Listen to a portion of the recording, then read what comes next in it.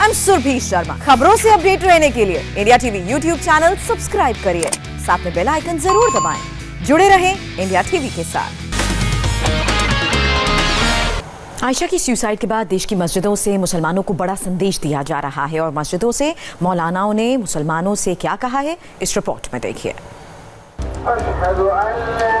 आयशा की सुसाइड के बाद देश की मस्जिदों से मौलाना तकरीरें कर रहे हैं, दहेज के हैवानों को मैसेज दे रहे हैं। लखनऊ की मस्जिद से मौलाना फिरंगी महली मुसलमानों से क्या कह रहे हैं, जरा सुनिए। दहेज का मुतालबा करना मुकम्मल तौर पर गैर शरई है, नाजायज है, और न सिर्फ ये कि नाजायज है बल्कि हराम है। और जाहिर सी बात है, मजहब इस्लाम में इस बात की वजाहत की गई कि मर्दों की ये जिम्मेदारी है, शौहरों की ये जिम्मेदारी है कि वो अपनी सलाहियत से रोजी रोटी कमाएं और अपनी बीवी और बच्चों के जो हुकूक हैं उनको अदा करें। मौलाना साहब की तकरीर यही नहीं रुकी, दहेज के नाम पर अत्याचार करने वाले लोगों को और सख्त लहजे में अपनी बात कही। ये मर्द, किसी भी मर्द की मर्दानगी को ये बात कहीं से भी जेब नहीं देती है कि वो अपनी बीवी के आगे, अपने शौहर के आगे हाथ फैलाए, अपनी बीवी के आगे, अपने ससुराल वालों के आगे हाथ फैलाए, उससे भीख मांगे और उनसे ये कहे कि हमें निकाह के मौके पर ये दिया जाए, ये दिया जाए। अगर कोई शख्स ऐसा करता है तो यकीनी तौर पर वो मुकम्मल तौर पर हराम काम कर रहा है, मुकम्मल तौर पर गैर शरई काम कर रहा है, मुकम्मल तौर पर नाजायज काम कर रहा है। अगर हम और आप जुमे के आज इस मुबारक मौके पर अल्लाह के इस घर में इस बात का तहैया और अज़्म करें कि जब भी हमारे घर में हमारे भाई की, हमारे बेटे की शादी हो तो उस मौके पर निकाह हो, उस मौके पर हम इस बात को वाज़ेह कर दें कि हम कतई तौर पर दहेज का न मुतालबा करेंगे और न हम उसकी मांग करेंगे। मौलाना साहब साफ शब्दों में कह रहे हैं कि दहेज लेना इस्लाम में हराम है, भीख मांगने जैसा है, लेकिन इसके बावजूद भी आयशा जैसी लड़कियों के साथ ज्यादती हो रही है और इसके बाद भी लोग नहीं मानते हैं, तो उनके साथ क्या करना चाहिए, ये बात भी मौलाना साहब ने बताई। सर, आपकी बात सब लोग मानते हैं, बहुत ही पर्सनल मामला होता है लड़के वालों का और लड़की वालों का। इस बात को इंश्योर कैसे करेंगे कि कम से कम जो बातें आज जहाँ से कही जा रही हैं वो लोगों के बीच में मानी जाएं, और उसका जो प्रचार प्रसार है वो कैसे करने के बारे में सोचा है?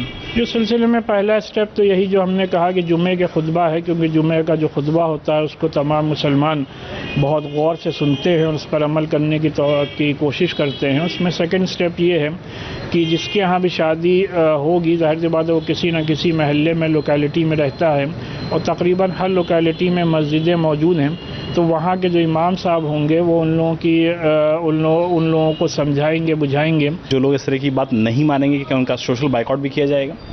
हाँ, यकीनी तौर पर पहले तो उनकी काउंसलिंग की जाएगी और ये कोशिश की जाएगी कि वो इस बात को मान जाएं, इस पर रजामंद हो जाएं, और अगर नहीं होते हैं तो फिर लास्ट स्टेप यही है कि उनका सोशल बाइकआउट ही एक वाहिद रास्ता है। आयशा की मौत अब दहेज मांगने वालों के खिलाफ एक मुहिम बन चुकी है। दहेज को अपना हक समझने वाले मुसलमानों को आज पटना की जामा मस्जिद से भी मौलाना साहब ने संदेश दिया। मेरे दोस्तों, बुजुर्गों, मैं आपके सामने दर्द रखना चाह रहा हूं, जहां दूसरे तरह से हम एक इंसान पर जुल्म ढाते ढाते इंसान की इंसानियत छोड़कर दरिंदों की सफ में दाखिल हो चुके हैं। वाकया सामने है आयशा नामी बहन का। क्या हुआ उनके साथ, क्या किया गया, आखिर वो क्यों कह रही थी? क्या वीडियो आपने नहीं देखा? मुझे मालूम है वीडियो देखा होगा, आंखों से आंसू निकल रहा होगा, आप देख रहे होंगे, उनकी बातें आपने सुनी। वो खुदकुशी की शिकार हो गई, उसने अपने आप को एक नदी में डाल दिया, एक दरिया में डाल दिया, अपनी जान तो उसने गंवा दी, यानी खुदकुशी कर ली। आयशा की दर्द को बयां करते हुए जामा मस्जिद के इमाम का गला भराया, लेकिन मौलाना साहब इतने दुखी और गुस्से में थे कि रुके नहीं, अपनी बात कहते रहे। वो इतनी नफरत करने लगी थी इंसानों से इतनी नफरत करने लगी थी, वो इतनी घबरा चुकी थी। अपने वीडियो में वो कह रही थी, मैं अल्लाह अल्लाह से दुआ करती हूँ, अल्लाह तबारक व तआला मुझे इंसानों की शक्ल न दिखाए। मेरे दोस्तों बुजुर्गों, इतने गिर चुके हम, इतने गंदे हो चुके, वो मासूम लड़की के जहन में ये बात पैदा हो गई। पटना जामा मस्जिद के इमाम मौलाना असाद कासमी जब आयशा का जिक्र कर रहे थे, तकरीर के दौरान अपनी बातों को रख रहे थे, तो वो रो पड़े, अपनी आंखों के आंसू को रोक न सके।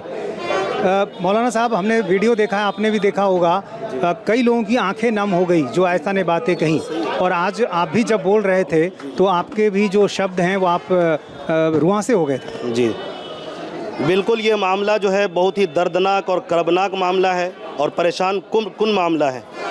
एक आयशा बहन, वो हमारी बहन है, या इसी तरह जो भी एक मामला नहीं है बल्कि कई मामला आ चुके हैं और हर साल ये पेश आ रहे हैं।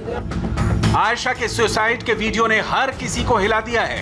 मस्जिदों से दहेज के खिलाफ मुसलमानों को तकरीर दी जा रही है। लखनऊ और पटना के अलावा गुजरात की सबसे बड़ी मस्जिद से शाही इमाम ने मुसलमानों से वो सवाल पूछे। ये कदम उस बच्ची ने क्यों उठाई? हालांकि न जाने रोजाना हमारे मुल्क में कितने लोग खुदकशी करते हैं, और खुदकशी किस सबब से करते हैं वो नहीं समझाते। लेकिन उस बच्ची ने एक कदम अपनी नादानी में उठाया जो उसके लिए नाकाबिले बर्दाश्त था। लेकिन इस शादी ब्याह के उसूल व ज़ाब्ता को मुश्किल तरीन किसने बनाया? क्या इस्लाम ने बनाया? क्या इस्लाम ने कहा है कि तुम पर जहेज देना फर्ज है? मैं आपसे पूछता हूं और पूरी दुनिया से मेरा सवाल, आज अपनी बेटियों को जहेज देने वालों, ये बताओ कि रसूल ने अपनी बेटी को जहेज दिया है? बोलो यार, नबी ने अपनी बेटी को जहेज दिया है? बोलिए।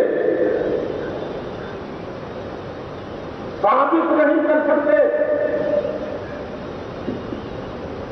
कि नबी करीम सल्लल्लाहु अलैहि वसल्लम ने अपनी बेटी को जहेज दिया है।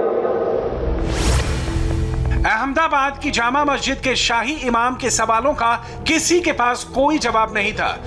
मस्जिदों से मौलानाओं की ये बात दहेज के खिलाफ एक बड़ी मुहिम बनाने की कोशिश की जा रही है ताकि कोई और आयशा फिर से सुसाइड ना कर सके।